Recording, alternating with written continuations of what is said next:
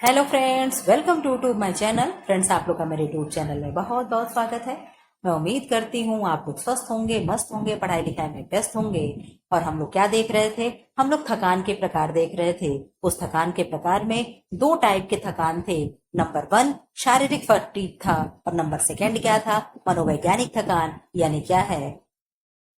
Psychological fatigue. ठीक है, तो हम लोग नंबर 1 में पहले पार्ट में हम लोग शारीरिक थकान को देखे थे। अब हम लोग इसमें मनोवैज्ञानिक थकान को, यानी नेक्स्ट पार्ट में मनोवैज्ञानिक थकान को हम लोग देखेंगे। आप लोग इधर आ जाओ। हाँ, पहले तो आप लोग क्या कर दो, जो लोग बिना क्लास को सब्सक्राइब किए देख रहे हो वो क्लास को सब्सक्राइब कर दें। वीडियो को आप लोग लाइक कर ले। देखने में इतने मस्त हो जाते हो कि लाइक भूल जाते हो। लाइक कर लो और क्लास को क्या कर दे, जहां भी ग्रुप में जुड़े हो शेयर कर दे, ताकि जो और भी बच्चे हों इस क्लास को पाने की इच्छुक हो बट उनके पास जा नहीं पा रही हो, और आपकी जिम्मेदारी बनती है कि आप इसे क्या करते, शेयर करते। ठीक है, फिलहाल आइए हम लोग अपने क्लास को शुरू करते। 10 मिनट का समय बहुत कम होता है। मनोवैज्ञानिक थकान, फिर साइकोलॉजिकल साइकोलॉजिकल फटीग, जीवन की दिन प्रतिदिन की जाने वाले क्रियाओं की अधिकांश थकान का अनुभव मनोवैज्ञानिक प्रकृति का होता है। कैसा होता है? मनोवैज्ञानिक प्रकृति का होता है। बार्टले के अनुसार थकान या तनाव कार्य की स्थिति की प्रतिक्रिया से उत्पन्न होता है, जिसे व्यक्ति चेतन या अचेतन रूप में महसूस करता है और मूल्यांकन करता है। थकान सामान्यतः व्यक्ति द्वारा निर्धारित मांग को पूर्ण करने का पर्याप्त रूप है। ठीक है, क्या है? पर्याप्त रूप है। एक सेकंड, हाँ ठीक, इधर आ जाइए आप लोग। यद्यपि यद्यपि इस प्रकार की थकान को दर्शाना कठिन है और यह अलिखित होती है, अपलिखित या दिया अलिखित होती है, तथा इसके महत्व को नकारा नहीं जा सकता। मनोवैज्ञानिक, बहुत इसमें मिसप्रिंट है। ठीक है, मनोवैज्ञानिक थकान में भी शारीरिक थकान के समान कार्य के उत्पादन में कमी होती है और कार्य के प्रति अरुचि उत्पन्न होती है। यह शारीरिक कारणों से उत्पन्न नहीं होती। मनोवैज्ञानिक थकान दो प्रकार की होती है। नंबर 1 नीरस, जिसे बोर्डम फटीग कहते हैं। नंबर 2 कुंठाजन्य थकान, जिसे फ्रस्ट्रेशन फटीग कहते हैं। ठीक है, इनमें नीरस थकान को पहले निर्धारित किया जाता है। कुंठाजन्य थकान, जो कि अन्य मनोवैज्ञानिक कारणों से उत्पन्न होती है, अलग वर्ग में रखा गया। नीरस थकान क्या है? बोर्डम फटीग क्या है? नीरस थकान में कार्य करने की वास्तविक क्षमता में परिवर्तन नहीं होता। नीरस थकान के लक्षण क्या हैं?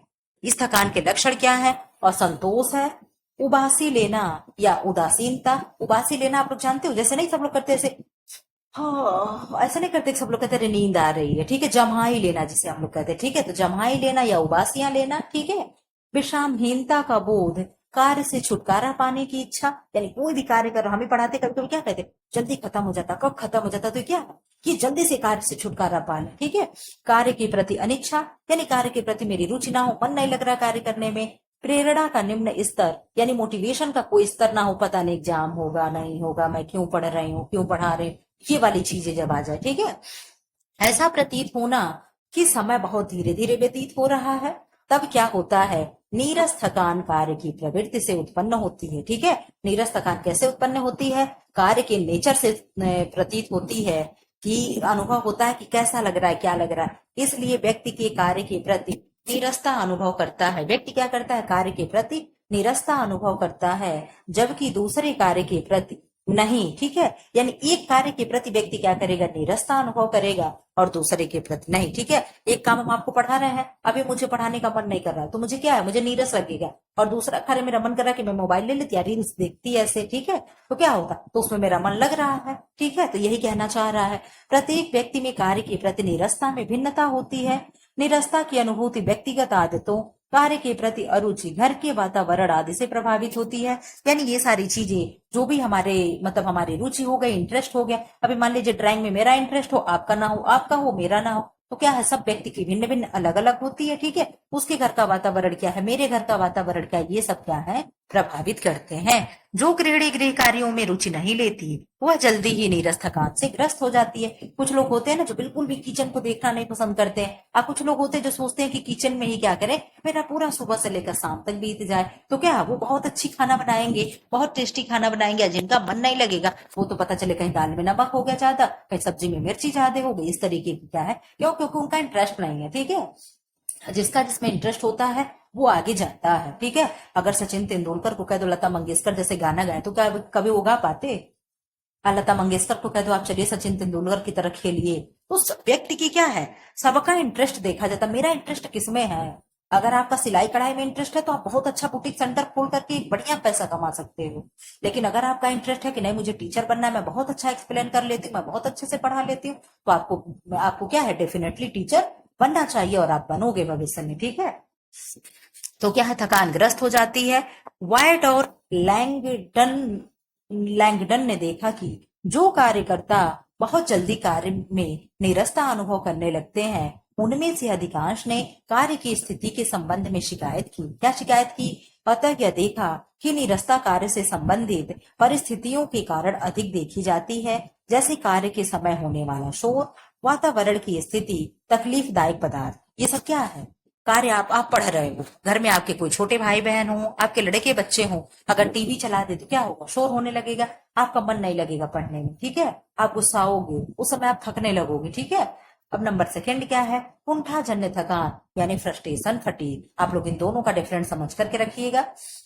कुंठाजन्य थकान कई तत्वों का परिणाम है। अधिकांशतः व्यक्तियों की क्रियाएं सीखी हुई विधि या आदतों का परिणाम होती है। आदतें न केवल कार्य करने की दिशा निर्धारित करती हैं, वरन यह विभिन्न परिस्थितियों और उत्पन्न होने वाली मांगों के प्रति सोचने, भावनाओं और प्रतिक्रियाओं को भी निर्धारित करती हैं। जब योजना असफल हो जाती है और कार्य संपन्न नहीं हो पाता, लक्ष्यों की प्राप्ति नहीं हो पाती, तब क्या, जब विवादास्पद परिस्थितियां उत्पन्न होती हैं जिनके कारण विकल्पों के बारे में पुनः विचार करना पड़ता है, नए निर्णय लेने पड़ते हैं, नए लक्ष्य खोजने पड़ते हैं, तब व्यक्ति के मन में कुंठा का अनुभव होने लगता है। यानी आप लोग एक बहुत अच्छी भाषा में समझ लो, जैसे हम लोग टीचर की तैयारी कर रहे हैं, अगर भगवान ना करे, ऐसा हम तो यही चाहते सब लोग नौकरी पा जाए, भगवान ना करे भाई, दोनों ऑप्शन होता है, निगेटिव पॉजिटिव दोनों चीजें लेकर चलनी चाहिए। अगर परिस्थिति बस मेरी नौकरी नहीं लगी, ठीक है, क्या परिस्थिति बस मेरी नौकरी नहीं लगी, मेरा एज निकल गया, ठीक है, हम 40 क्या कर गए, 60 या 40 जो भी 45 हम पार कर गए, तो उस सिचुएशन में आदमी क्या करेगा? एलटी का अगर आप फॉर्म भरते हो तो 40 हाईएस्ट है, ठीक है, 40 के बाद आप फॉर्म नहीं भर सकते हो। मान लीजिए बाई द वे वो 40 पार कर गया, तो आपको क्या करेंगे? तो उस समय आपको क्या होता है, कुंठाजन्य थकान होती है, यानी क्या होगा, फ्रस्ट्रेशन होगा, ठीक है, कि हम जीवन में कुछ कर नहीं पाए। लेकिन कभी भी ऐसा नहीं सोचना चाहिए, हमेशा क्या है, प्लान बी लेकर के चलना चाहिए, प्लान ए और प्लान बी लेकर के चलना चाहिए। कि हम होम साइंस के स्टूडेंट हैं, होम साइंस के टीचर बनने जा रहे हैं, अगर हम टीचर नहीं बने तो क्या हुआ, क्या हमारे लिए जीवन ही खत्म हो गया? हम सिलाई जानते हैं, हम बुटीक सेंटर खोल लेंगे, हम न्यूट्रिशन साइंस के बारे में पढ़े हैं, हम कहीं भी अस्पताल में बात करके हम डाइटिशियन का काम करेंगे कि भाई हम डाइट चार्ट बनाएंगे, हम इंटीरियर का काम करेंगे क्योंकि हम लोग होम डेकोरेशन भी पढ़े हुए हैं। तो ये सारी चीजें क्या है, कहीं भी जिंदगी खत्म नहीं होती है, खत्म मानना भी नहीं चाहिए, ठीक है। तो वही क्या होती है, कुंठाजन्य थकान होती है। अब आप बहुत अच्छे समझ गए होंगे कुंठाजन्य थकान क्या होती है, और कौन सा थकान, अभी क्या था, नहीं याद आ रहा, चलिए। परिवार में कुंठाजन्य थकान के कुछ कारण यह होते हैं, कार्य की अनिश्चितता और भ्रमात्मक स्थिति, यानी कार्य निश्चित ना हो, हमें क्या करना है, भ्रम की स्थिति पैदा हुई हो, पारिवारिक समूह में विवादास्पद, घर में ही परिवार में विवाद उत्पन्न हो गया हो, और सभी सदस्यों को संतुष्ट रखने की अयोग्यता, यानी हम सबको, क्या आप एक साथ सबको खुश रख लोगे, अपने सास ससुर बच्चे पति माँ बाप सबको, जिनकी शादी ना हुई अपने माँ बाप भाई दोस्त बहन सबको खुश रख लोगे? ये चीजें नहीं हो सकती, ठीक है, हम एक साथ हर लोगों को खुश नहीं रख सकते हैं। परिवार के अन्य सदस्यों द्वारा कार्य के प्रति उत्साह का अभाव, असंतोषजनक कार्य दशाएं, प्राचीन स्थितियों के अनुभव, कार्य करने का तरीका और स्तर जो कि नए विकास और विधियों से मेल न खाता हो, और कार्य में लगने वाले समय का अन्य रुचिप्रद कार्यों में व्यय किया जा सकना। अब क्या है, बॉर्टले ने क्या कहा, यह देखा कि हमारे जीवन के वर्तमान तरीके में कई विवादास्पद मांगे होती हैं। गृहिणी कई प्रकार का जीवन जीती हैं, घर के उत्तरदायित्वों के साथ वह घर के बाहर की कई क्रियाओं में भाग लेती हैं। कई गृहिणियों के लिए यह दोहरा दायित्व प्रतिदिन का कार्य होता है। भाई हम लोग क्या है, स्कूल भी पढ़ा करके आते, फिर घर पे भी कार्य करना होता है कि नहीं है? भाई अपना घर परिवार नहीं ना आदमी छोड़ देगा, तो ये क्या हो गया, इस प्रकार के दोहरे जीवन में कई लक्ष्यों को प्राप्त करना बड़ा कठिन होता है। कई लोगों के लिए लक्ष्यों को प्राप्त करना बड़ा कठिन होता है। इन लक्ष्यों को प्राप्त करने की विधियां भी क्या है, थकाने वाली होती हैं। यह कुछ स्थितियां होती हैं जो गृहिणी के दैनिक जीवन में कुंठा उत्पन्न करती हैं। ठीक है, यानी घर का फ्रस्ट्रेशन अलग हो, बाहर का अलग हो, ऑफिस का, स्कूल का, जो भी हो, तो इस तरीके से क्या है, ये क्या होती है, कुंठाजन्य थकान होता है। फिलहाल आप लोगों को वीडियो कैसा लगा कमेंट बॉक्स में कमेंट कर जाया करो। एक कमेंट लिखने में कुछ होता नहीं, थोड़ा उंगली को तकलीफ दे लिया करिए आप लोग, और बता दिया करिए कि नेक्स्ट टॉपिक क्या चाहिए। ठीक है, नेक्स्ट टॉपिक क्या होना चाहिए ये आप लोग बता दिया करो। और फिलहाल चैनल को क्या कर दे, सब्सक्राइब कर दे, वीडियो को लाइक कर दे, और कमेंट बॉक्स में कमेंट कर दे, और क्लास को शेयर कर दे। Thanks for watching.